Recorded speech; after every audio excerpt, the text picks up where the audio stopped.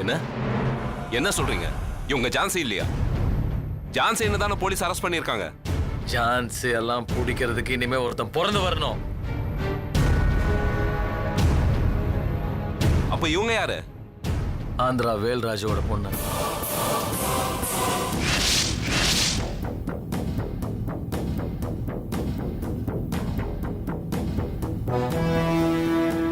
உன்னோட நிழலா உன் நிஜமாவும் வாழ்ந்தா நான் சொல்றேன். நான் சொல்றதுல 1000 அர்த்தம் இருக்குங்கிறது உனக்கு தெரியும்ல. நம்ம சாகிறதுக்கான சந்தர்ப்பத்தை நாமளே உருவாக்கி கொடுத்துடக்கூடாது. இப்போ பொள்ளாச்சியில் பாலாறுபதி அப்படிங்கிற ஊர்ல அந்த ஊர் நாட்டாம நாச்சிமுத்துவோட மருமக லக்ஷ்மியா வாழ்ந்துட்டு இருக்கா. நீ கொஞ்ச நாளைக்கு பொள்ளாச்சியில் அவ கூட போயிரு. போலீஸ்க்கும் நமக்கும் நடுவில் நடக்கிற இந்த யுத்தம் சத்தமே இல்லாமல் சைலண்ட் ஆகட்டும். அதுக்கப்புறம் நானே உன்னை தேடி பொள்ளாச்சிக்கு வரேன். அது வரைக்கும் நீ எந்த சூழ்நிலையிலையும் பொள்ளாச்சியை விட்டு வெளியே வரவே கூடாது. சக்ரி, உன்னை இந்த நிலைமையில விட்டுட்டு என்னால போக முடியாது. எந்த நிலைமையும் எதிர்கொள்ற தைரியம் எனக்கு இருக்கு. அது உனக்கும் தெரியும். இது கட்டளை, நீ மீற மாட்டேன்னு நினைக்கிறேன்.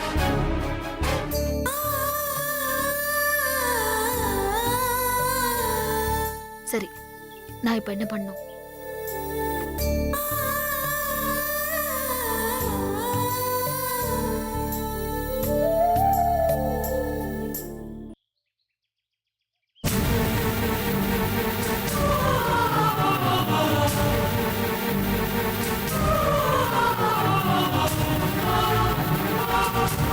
இதுதான் உன் தங்கச்சி லக்ஷ்மி.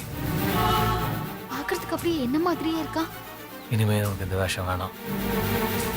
இது எல்லாத்தையும் கலைச்சி போட்டுட்டு ஒரு சராசரி பொண்ணா மாறு. சேலை எல்லாம் கட்டிட்டு பொள்ளாச்சிக்கு போயிரு. அங்க போய் சேஃப் ஆனதுக்கப்புறம் எனக்கு ஃபோன் பண்ண. சரி, நான் போறேன். போறதுக்கு முன்னாடி ஹாஸ்பிட்டல் கூட்டிட்டு போறேன். வா. இருக்கிற சீரியஸ்னஸ் புரியாம பேசுற. போலீஸ் ஃபுல்லா ரவுண்ட் அப் பண்ணிட்டாங்க. இது என்ன நமக்கு புதுசா? நம்ம உடம்புல எவ்வளவு துப்பாக்கி குண்டுங்க தொலைச்சிருக்கு. நம்மள அதெல்லாம் எதுவும் பண்ண முடியாது. நான் பாத்துக்கிறேன். பாத்துக்கோ. நீ வருவேங்கிற நம்பிக்கையில நான் போறேன். இந்த பிரிவு தற்காலிகமானதா இருக்கணும்.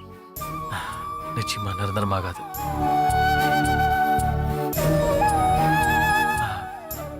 டாக்டர் பிரிஸ்கிரிப்ஷன் மாத்திரை மருந்தெல்லாம் வாங்கி சாப்பிடு. உடம்ப பார்த்துக்கோ. போலீஸ் கண்ணில் படாம தமிழ்நாடு போகிற பஸ்ஸை பிடிச்சி நீ நேரம் பொள்ளாச்சி போயிரு.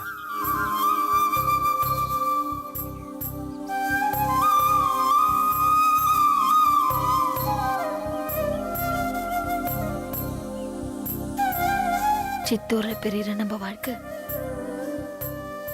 பொள்ளாச்சியில ஆரம்பமாகுங்கிற நம்பிக்கையில போறேன். நம்பிக்கையோட போயிட்டு வா. நான் வருவேன்.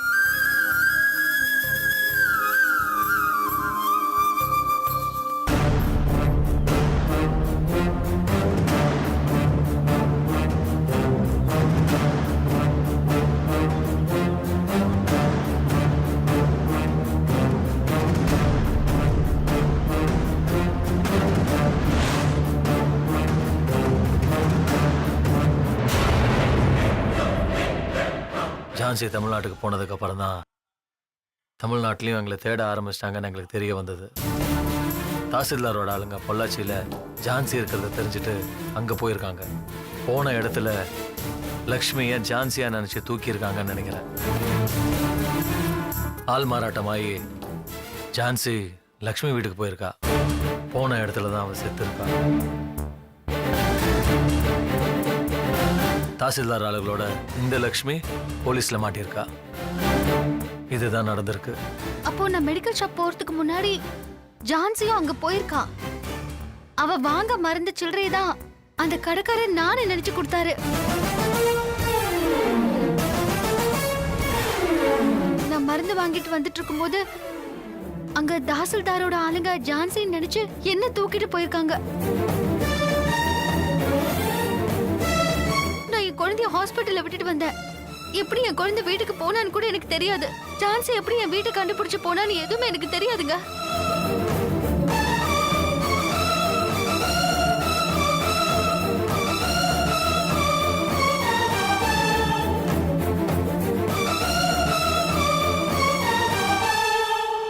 கணம் கோட்டார் அவர்களே, சக்ரியின் வாக்குமூலம் இந்த கேஸ்ல இருந்த பல குழப்பங்களுக்கு விடை கொடுத்திருந்தாலும் இன்னும் அவிழ்க்கப்படாத முடிச்சுகள் கொஞ்சம் இருக்குது. அந்த மெடிக்கல் ஷாப் ஓனரை மறுபடியும் விசாரிக்கணும். அந்த மருந்து கடையோட சிசிடிவி ஃபுட்டேஜை நம்ம ஆராய்ந்து பார்க்கணும். அடுத்து லட்சுமியோட குழந்தை இருந்ததா சொல்லப்படுற ஹாஸ்பிட்டலோட முக்கியமான நபர்களையும் நான் விசாரிக்கணும்னு ஆசைப்படுறேன். அதற்கு உத்தரவிடும்படி கணம் கோட்டார் அவர்களை மிக தாழ்மையுடன் கேட்டுக்கொள்கிறேன். மெடிக்கல் ஷாப் ஓனரை மறுபடி விசாரிக்கணும். அந்த சிசிடிவி ஃபுட்டேஜை ஆராயணும். இதை நான் போலீஸுக்கு அறிவுறுத்துறேன். மேலும் லட்சுமி ஹாஸ்பிட்டல்ல குழந்தைய விட்டுட்டு போனதுக்கு அப்புறம் நடந்தது என்னன்னு விசாரிச்சு அதுக்கு அறிக்கை தாக்கல் செய்யணும். சம்பவம் நடந்தப்போ அங்க இருந்த ஸ்டாஃப்ஸ சாட்சியா கோர்ட்ல ப்ரொடியூஸ் பண்ணணும். இது பற்றி நடவடிக்கை எடுக்கும்படி நான் நமது காவல்துறைக்கு உத்தரவிடுகிறேன். அந்த சாட்சியங்கள் ஆதாரங்களோட கோர்ட் நாளை கூடும். அதற்கு முன் இந்த சக்கரியை ஆந்திர ஸ்பெஷல் போலீஸ் கஸ்டடிக்கு கொடுக்கும்படியும் பின் தேவைப்பட்டால் சக்கரியை நமது சபையில் பிரசன்ட் பண்ணவும் ஆணை பிறப்பிக்கிறேன். சபை கலையலாம்.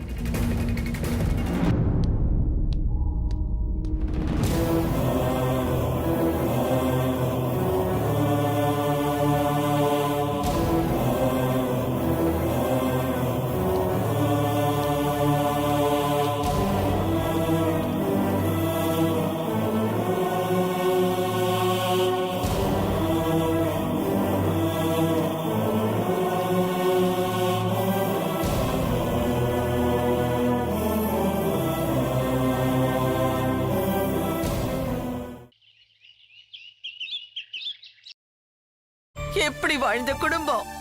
என் வீட்டு பக்கம் போலீஸ் வந்திருக்கா. இப்போ தினமும் போலீஸ்கார வரா. லட்சுமி போனா தரித்திரம் வந்துடுச்சு. போனவ இந்த வீட்டு சந்தோஷத்தையும் சேர்த்தல்ல எடுத்துட்டு போயிட்டா.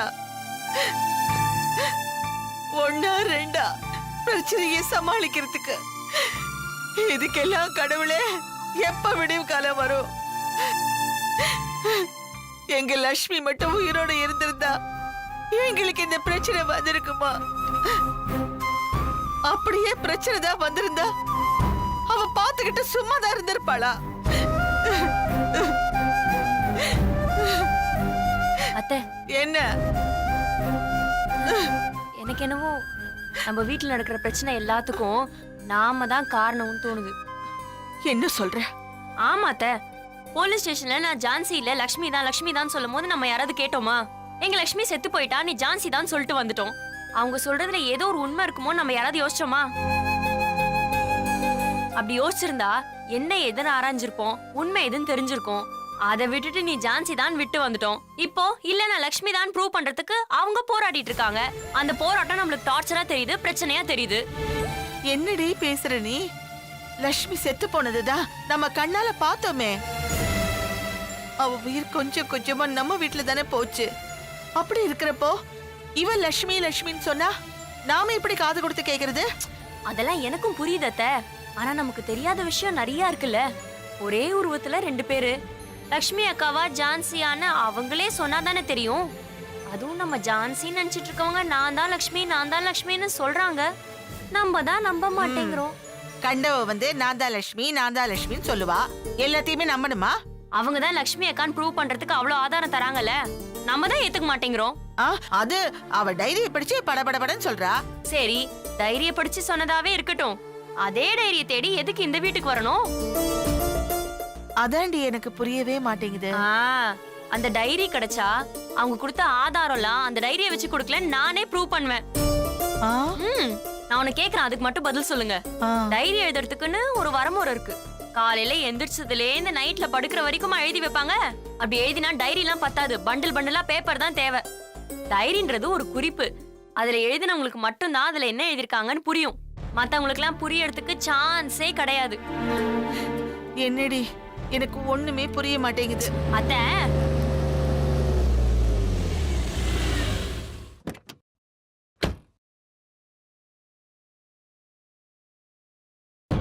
என்னங்க என்னாச்சு? அவ மாட்டிக்கிட்டால? இல்லம்மா, அவ மாட்டுவான்னு எனக்கு தோணல. என்ன கோர்ட்ல என்ன நடந்தது?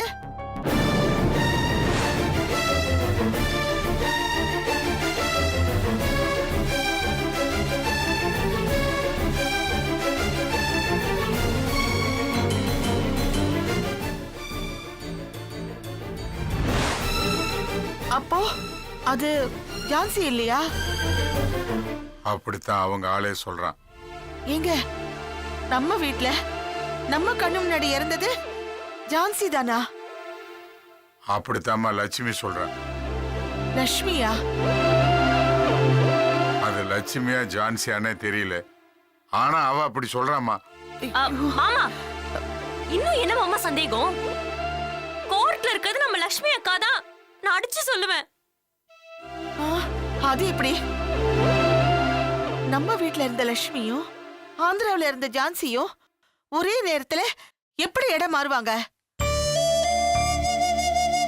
மா, இப்போதைக்கு நம்ம எதையுமே முடிவு பண்ண வேண்டாம். நாளைக்கு கோர்ட்ல என்ன தீர்ப்பாகுதுன்னு பாப்போம்.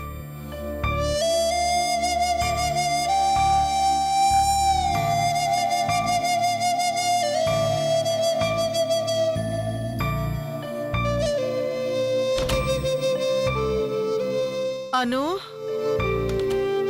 அத்தை, எல்லாம் நீ சொல்ற மாதிரியே நடக்குது. நான் சொல்ற மாதிரி நடக்குதோ இல்லையோ, கோர்ட்டு என்ன வேணா சொல்லிட்டு போட்டும். நான் சொல்றேன், அது லட்சுமி அக்கா தான். இதுல எந்த விதமான மாற்று கருத்தும் இல்ல.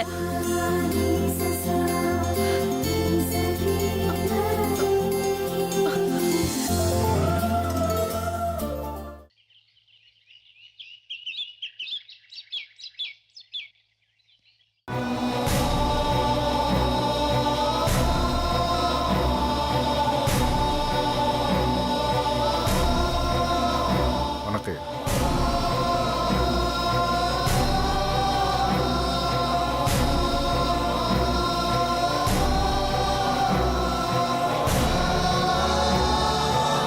குற்றவாளி கூண்டுல நிக்கிற இந்த பொண்ணு உங்க கடைக்கு வந்து மருந்து வாங்கிட்டு போனாங்கன்னு போன முறை விசாரணைக்கு வந்தப்ப சொன்னீங்க. இவங்களே 2 முறை வந்துட்டு போனாங்கன்னு சொன்னீங்க. 2 முறையுமே இவங்க தான் வந்தாங்கன்னு உங்களால உறுதியா சொல்ல முடியுமா? 2 முறை வந்தாங்கங்கிறது உண்மைதான். முறை வரும்போது ஒரு ட்ரெஸ்ஸும் 2வது முறை வரும்போது இன்னொரு ட்ரெஸ்ஸும் போட்டிருந்தாங்க. ஓஹோ, முதல் முறை வந்ததுக்கும் 2வது முறை வந்ததுக்கும் இடையில எவ்வளவு நேரம் கேப் இருந்தது? ஒரு 8 மணி நேரம் இருக்கு சார். சரி, முதல் முறை என்ன மெடிசன் வாங்கினாங்க, 2வது முறை என்ன மெடிசன் வாங்கினாங்கன்னு சொல்ல முடியுமா?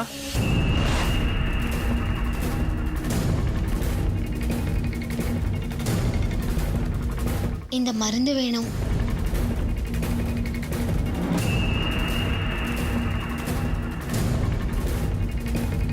$175 கொடுங்க. சில்லறை இல்லையா? சில்லறை இல்ல.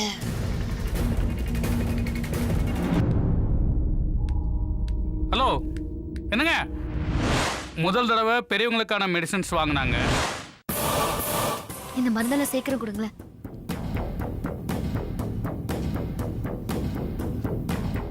$65 கொடுங்க. காசு. ஓ, நான் தான் உங்களுக்கு தரணுமா? காலில் கூட சேஞ்ச் வாங்காம போயிட்டீங்கல்ல? நானா? 500 கொடுத்தீங்க. காலில் 82 ரூபா ஆச்சு. இப்போ ஒரு 65 ரூபா, மொத்தம் 147 ரூபா. அது போக மிச்சம் சில்லறமா?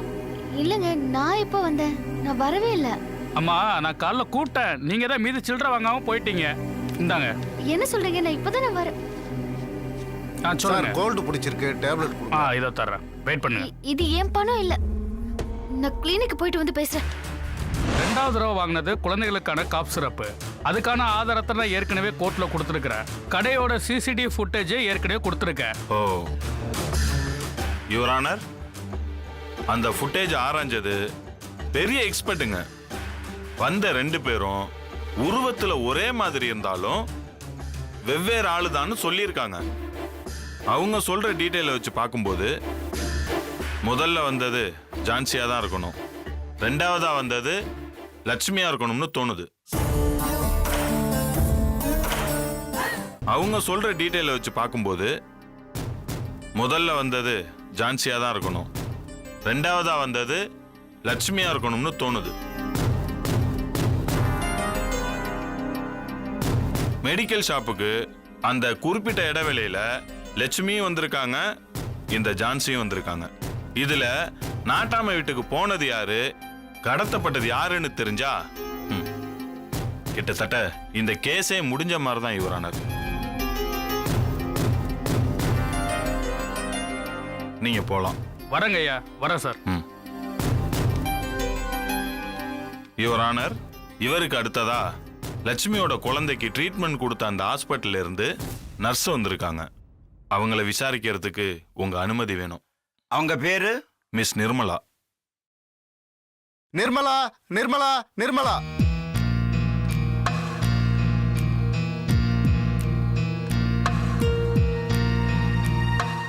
உங்க பேர் என்ன? நிர்மலா. எங்க வேலை செய்றீங்க? கணச்சூர் ஹாஸ்பிட்டல்ல நர்ஸா இருக்கேன். லட்சுமி நாட்டாமையோட மருமக. அவங்கள உங்களுக்கு தெரியுமா? நல்லா தெரியும் சார். அவங்க குழந்தைய எப்பவும் எங்க ஹாஸ்பிட்டல்ல தான் காட்டுவாங்க. ஓ அப்படியா?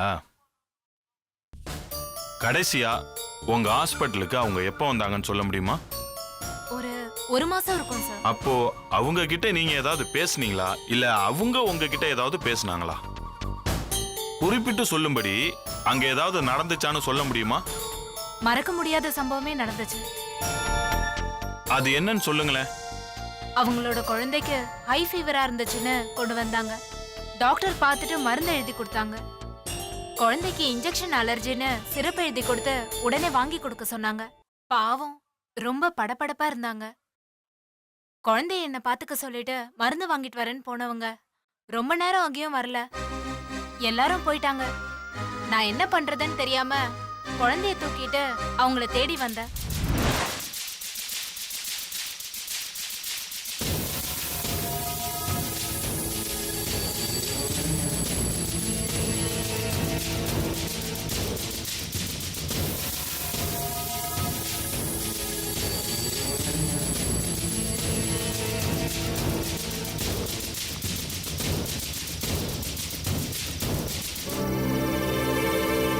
யாருமா இங்க வந்து உட்காந்துட்டு? என்னக்கா மெடிசன் வாங்க போனீங்க, இங்க வந்து உட்காந்துட்டு இருக்கீங்க? எவ்வளவு நேரம் தான் வெயிட் பண்றது? டாக்டரும் கிளம்பி போயிட்டாங்க. இந்தாங்க.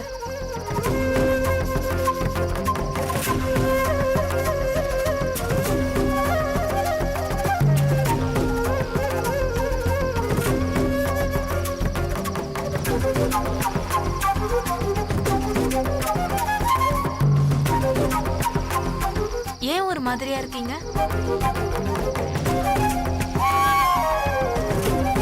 என்னக்கா இவ்ளோ சூடா இருக்கு? உடம்பு சரியில்லையா? சரி வாங்கக்கா, நானே கூட்டிட்டு போய் நாட்டாமையா வீட்டுல விட்டுடுறேன்.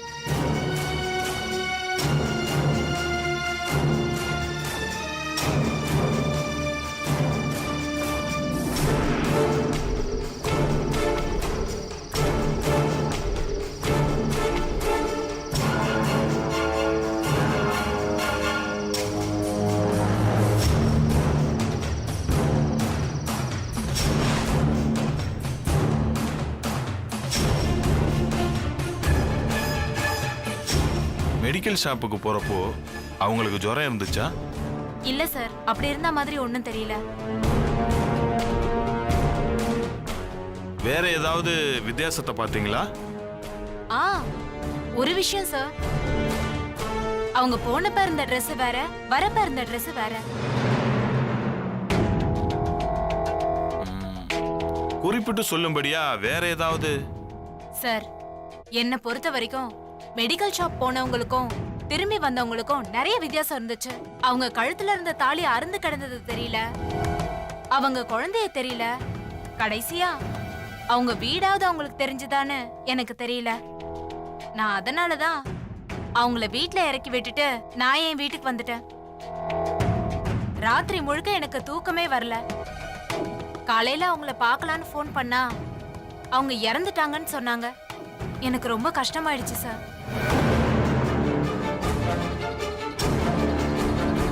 சரிம்மா, நீங்க போலாம். வரேங்க சார். யுவர் ஆனர், இந்த கேஸ்ல நமக்கு புரியாம தெரியாம இருந்த விஷயங்களை இந்த விசாரணை தெளிவாக்கிருச்சுன்னு நான் நினைக்கிறேன். எங்க விசாரணைய இதோட முடிச்சுக்கிறோம். இத்தனை நாளா நடந்துகிட்டு இருந்த இந்த கேஸோட விசாரணை இன்னைக்கு ஒரு முடிவுக்கு வந்திருக்கு.